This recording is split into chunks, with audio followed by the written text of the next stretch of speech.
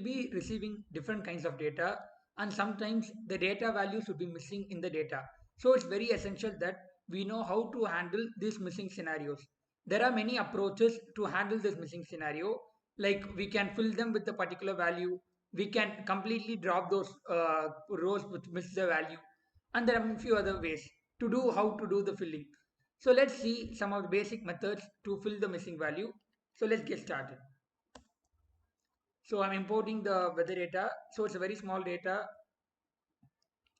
So we have day, temperature, wind speed and event. So we can see some of the values are not a number. So what I'm doing is I'm setting the index to be the day. So let's see after the index has been set. So this is the new data frame that we are going to work with.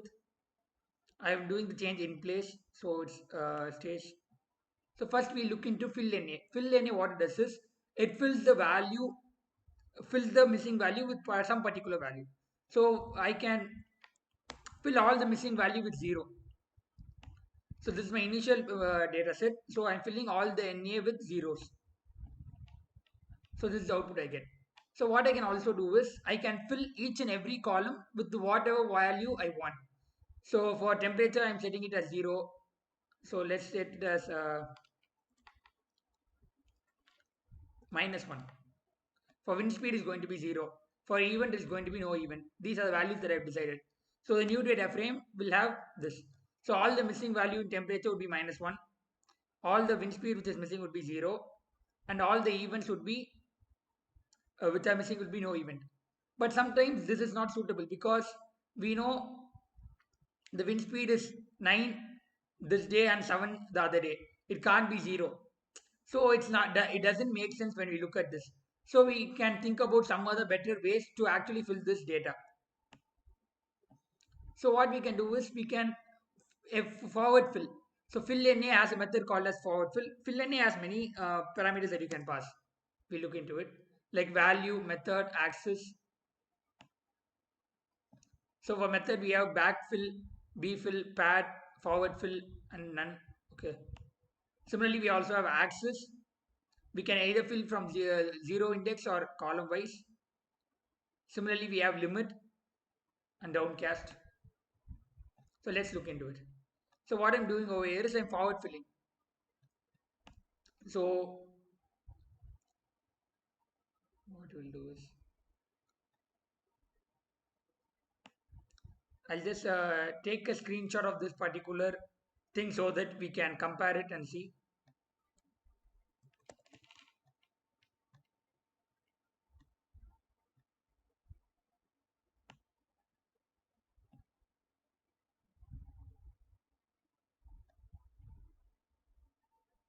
Here we have it over here so that we can just compare it and see. So I'm forward filling over here.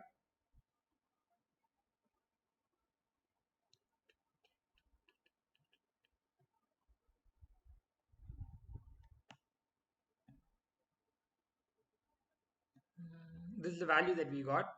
So we know all the NA is filled with the forward fill. So we are filling it across 0th axis.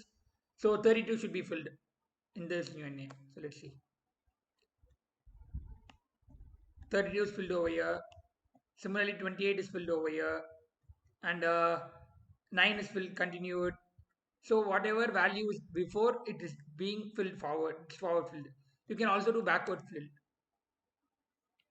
So the preceding value is filled. So 28 is filled over here. So we can see the data. So to compare.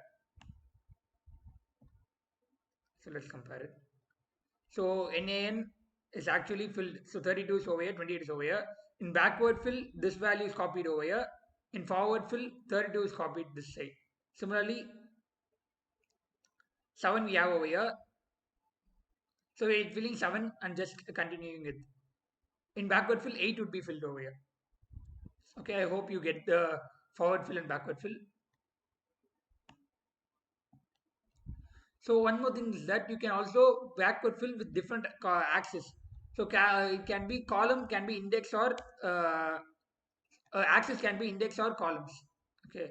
So what I'm doing here is, so the snow value is repeated. Similarly, the Sunny value is repeated over here. So whatever values over here, it's getting appended. So it's getting copied. Okay. NaN value is there, so it cannot be done. Anything is cannot be done. So this is about filling along the axis column. Next we will see the limit parameter. So the limit parameter, what it does is it forward fills for one value. For the next value, it's not filled. So after 7, we had three fill empty spaces. So it fills for the first one alone. For the next two, it is not able to fill because we have the limit of one. So just copies to the nearest next one alone. We can also set the limit to be 2 so that this value alone would not be filled. See, all the values are filled. Okay, this is about fill in A. We can also interpolate. So what interpolate does is, it tries to fill the value with some sense. So it's 32, 32 and 28 over here. So it's kind of in the range, but it's not exact. So what we can do is, we can try to interpolate to find which value would be abrupt to be over here. So we do normal linear interpolation. What it does is, linear interpolation, it considers these two values and gets the mean of it. Similarly, we have 6 and 7 and 9. So in between is 8. So we get like this. So interpolation cannot be done for events because it can be only done for numeric values. You can also use time as interpolation because this is on day 1, this is on day 4, this is on day 5. So we know that day 5 value should be more similar, closer to day 4 than day 1. Okay, so what we can do is, we can use the method called as time. So as you can see, the day 4 value is more close to 28 than to 32. Okay. We can also have other methods to see what are the other methods available. We have time, we also have nearest. We have few other things that we can try out.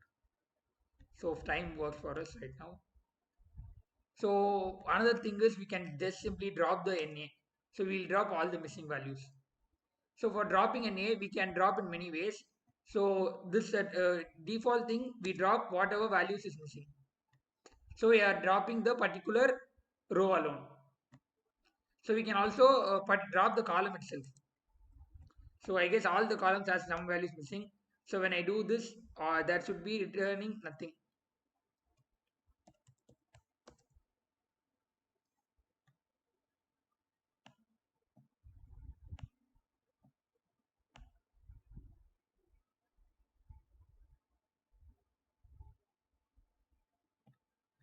Just a second.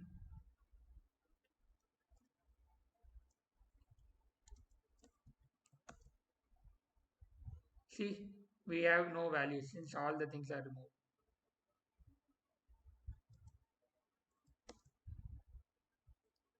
This gives this particular value.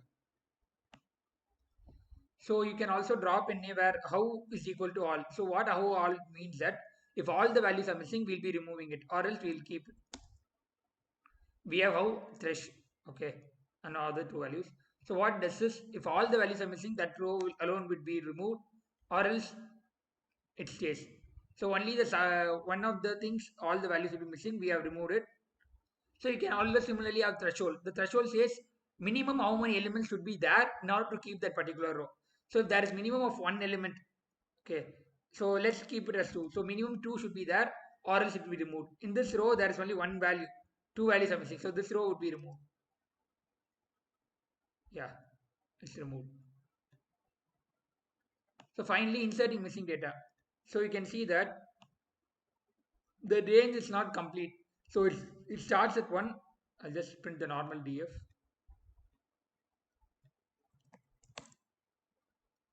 So we have missing data. It's 1, 5, 4, 5, 6, 7. So we have some missing data in the start itself. What we can do is, we can fill the missing data. Like we know how to create a data range. So we are creating the range from 1st to 11th. Then we are setting it as the index. We can re-index it. So this is the new data frame. All the values that we have inserted newly is going to be NaN. So we can use a simple fill NaN to actually get the value. So now we have it. So I'm using forward fill to fill the values. I can also use interpolation. Interpolate. Yeah, it also works. So this is how we do it.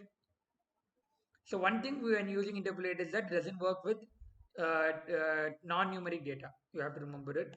So these are the various ways you can handle missing data. Hope you learned many new functions in this video.